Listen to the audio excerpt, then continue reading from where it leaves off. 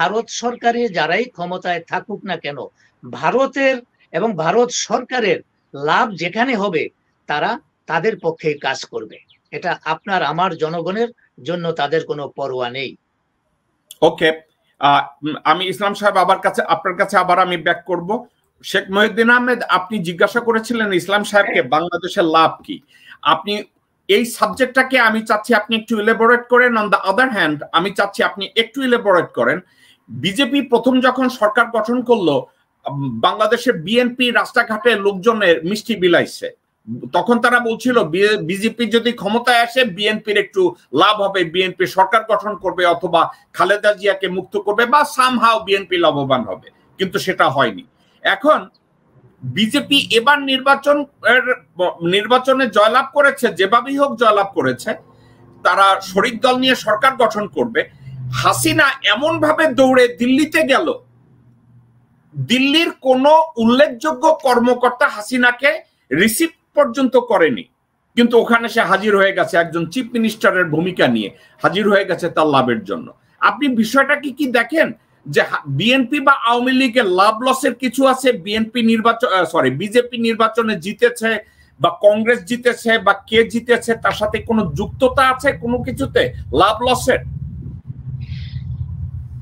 এটা যদি আপনি এক দৃষ্টিতে দেখেন যে শেখ হাসিনা সরকারের অবশ্যই লাভ আছে, কারণ সে দীর্ঘদিন একটি ভারতীয় সরকারের তাবেদারি করতে করতে এসেছে। সো তাদের মধ্যে যে একটা তাবেদারি সংস্কৃতি গড়ে উঠেছে এই কয়দিনে, এই মানসিক যে একটা ঐক্য, এই মানসিক ঐক্যের কারণে নতুন করে আবার তাদের পুরনো বন্ধু কংগ্রেস যদি ক্ষমতায় আসে, সেই পুরনো বন্ধুর সাথে আবার নতুন প্রেম করতে গিয়ে ঝামেলা কোথায় থাকে না থাকে এইসব চিন্তা ভাবনা করে বহুত অধীর আগ্রহে অপেক্ষা করতেছিল যে কোনো মতে বিজেপি পাশ করুক। কোনো মতে বিজেপি যেহেতু টার্গেট ফিল আপ করতে পারে নাই, বিজেপি এখন শঙ্কার মধ্যে আছে যে কোনো সময় যদি কোনো ইস্যুতে তার শরিকদের সাথে প্রবলেম হয় তাহলে বিজেপি সরকার ভেঙে যাবে। তো সেক্ষেত্রে সে এইটাকে পরম পাওয়া হিসেবে গ্রহণ করে সে দৌড়ে দিল্লি যেতেই পারে, এতে আমাদের আশ্চর্য হওয়ার কিছু নাই। আর আপনি যেটা বলছিলেন বিএনপি একসময় তাদেরকে উল্লসিত ছিল, এইটার আমরা যদি একটু ইতিহাসকে ঘাঁটি তাহলে দেখবেন যে কংগ্রেস সবসময় আপনার আওয়ামী লীগের সাথে একটা ভালো সম্পর্ক ছিল। সেক্ষেত্রে যখন বিজেপি ক্ষমতায় আসলো, বিএনপির মধ্যে অধুনা কিছু হাইব্রিড লোকজন বিভিন্ন জায়গা থেকে জয়েন করেছে। তারা যে কোনো ভাবেই হোক দলের হাইকমান্ডকে ভুল বুঝিয়ে বিএনপির রাজনৈতিক যে মূলনীতি সেখান থেকে সরিয়ে দেওয়ার জন্য, ভারত বিরোধী রাজনীতিকে ভারতপন্থী রাজনীতি বানানোর জন্য কয়েকজন হাইব্রিড টারজান টাইপের লোকজন এরা দিল্লির দিকে একটু দৌড়াদৌড়ি করেছিল। তাদের কারণে এই উল্লাস, অন্য কিছু নয়। এবং এটা যে আমরা তখনও বলেছিলাম এটা বিএনপির রাজনীতির জন্য, জেনারেল জিয়ার রাজনীতির জন্য একটা বিরাট চপেটাঘাত। বাংলাদেশের মানুষ যারা বিএনপিকে যারা সমর্থন করতেছে, জিয়াউর রহমানকে যারা সমর্থন করতেছে, এই জনগোষ্ঠী কারা? এই জনগোষ্ঠী, এদের পূর্বপুরুষরা বলেন, এই জনগোষ্ঠী বলেন, এরা সবসময় ভারতের আধিপত্যবাদের বিরুদ্ধে লড়াই করেছে। তারাই কিন্তু যখন মুক্তিযুদ্ধের পরে যখন একটা নতুন দেশ হলো, দেশ হওয়ার পরে তাদের কোনো জায়গা ছিল না, একচেটিয়া ভাবে লোকজন যখন আওয়ামী লীগের দ্বারা রক্ষী বাহিনীর দ্বারা হত্যা কাণ্ডের শিকার হতে থাকলো, তখন যখন জিয়াউর রহমানের আবির্ভাব হলো, তখন মানুষ দলে দলে এই জাতীয়তাবাদী শক্তিকে সমর্থনের দিকে নিয়ে গেল। এখন এই জাতীয়তাবাদী শক্তি যদি সেই ভারত বিরোধী বা ভারতের আগ্রাসন বিরোধী, আমি ভারতের বিরোধী বলি না, ভারত একটা দেশ, সে তাদের মতো আছে, এটা আমার নিয়ে কোনো বক্তব্য নেই, কিন্তু সেই ভারতের আধিপত্যবাদ বিরোধী যে বক্তব্য দিয়ে জনগণের সমর্থন পেত বিএনপি, সেখান থেকে বিএনপিকে সরিয়ে নেওয়ার জন্য যে কাজটা করা হয়েছিল, সেই কাজটা এখনো আমাদের কাছে পরিষ্কার নয় যে বিএনপি কি জিয়াউর রহমানের বিএনপির চরিত্র ধারণ করে আছে নাকি তাদের চরিত্রগত বিচ্যুতি ঘটেছে বা পরিবর্তন ঘটেছে, এটা এখন পর্যন্ত জনগণের সামনে ক্লিয়ার নয়। সে আমরা গতানুগতিক ভাবে কোনো প্রতিক্রিয়াও এখন পর্যন্ত বিএনপির কাছ থেকে পাইনি বিএনপির এই বিজেপির আবার জয়লাভে। তবে দেখা যাক, অপেক্ষা থাকি। তবে যদি বিএনপির বোধ বোধ মানে ওটা কি বোধোদয় হয় যে আর ভারতের তাবুদ্দেরি করা যাবে না, আমাদের জিয়াউর রহমানের মূল পলিসিতেই ফিরে আসতে হবে, তাহলে বিএনপির জন্য আগামীতে সুখবর রয়েছে। এখানেই হলো আমাদের বর্তমান পার্থক্য। তবে শেখ হাসিনা তার সঠিক কাজটি তিনি করেছেন, তার এই কাজ করার বাইরে অন্য কিছু করার নাই। আর যে কোনো ভাবেই হোক শেখ হাসিনাকে বিজেপি সরকারকে সহ্য করতেই হবে এবং তাকে ধরে রাখতে হবে। সেক্ষেত্রে তারাও সমস্যায় আছে, কারণ বাংলাদেশের সমতল ভূমি যদি তাদের হাতছাড়া হয়ে যায়, ইন্ডিয়া ভেঙে যাবে, ইন্ডিয়ার সার্বভৌমত্ব বিনষ্ট হবে। ধন্যবাদ। আমি একটা কথা আপনাদের তিনজনকেই আমি দুইজনকেই আমি জানতে চাচ্ছি, কথাটা আপনাদের কাছে, আমার কথাটাকে যদি আপনারা দুইজনই একটু রিবার্ট করেন।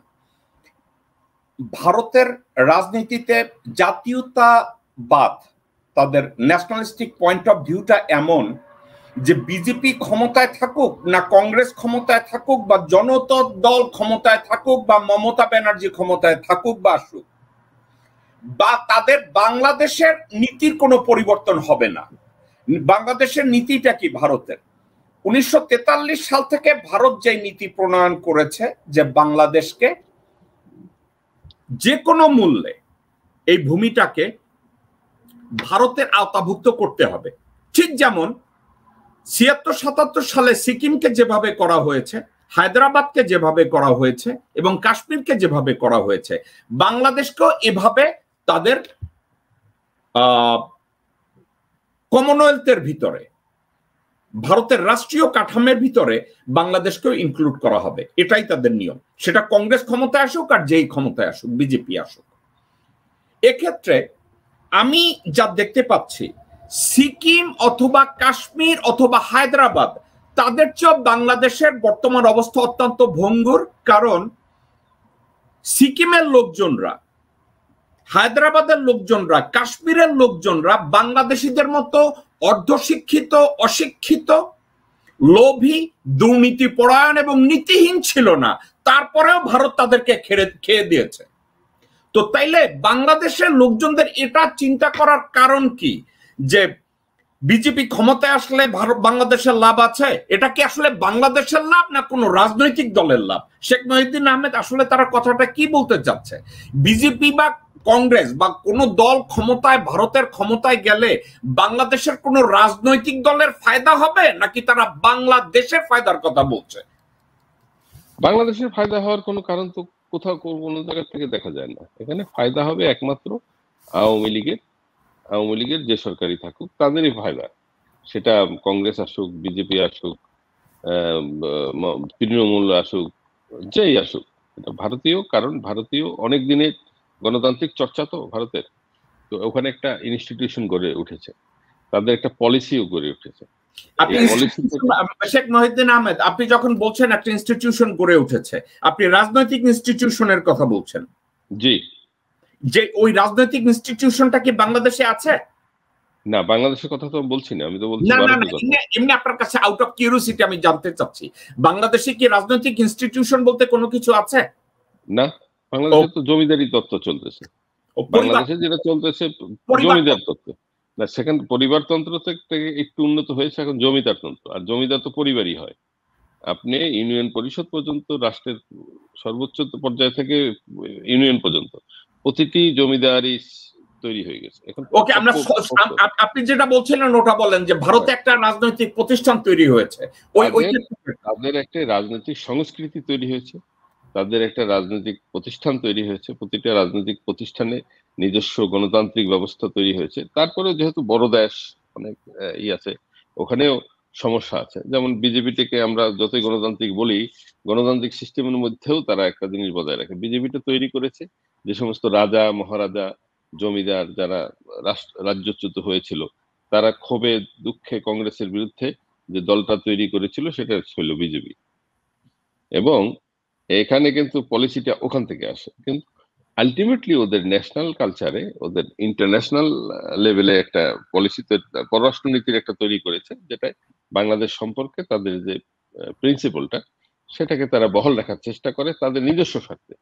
কারণ তার দেশের অখণ্ডতা, সেটা কংগ্রেসের জন্য যা, বিজেপির জন্য যা, তৃণমূলের জন্য তা। এবং অখণ্ডতার জন্য ভারতের বাংলাদেশের এই ভূমিটাকে তাদের লাগবেই।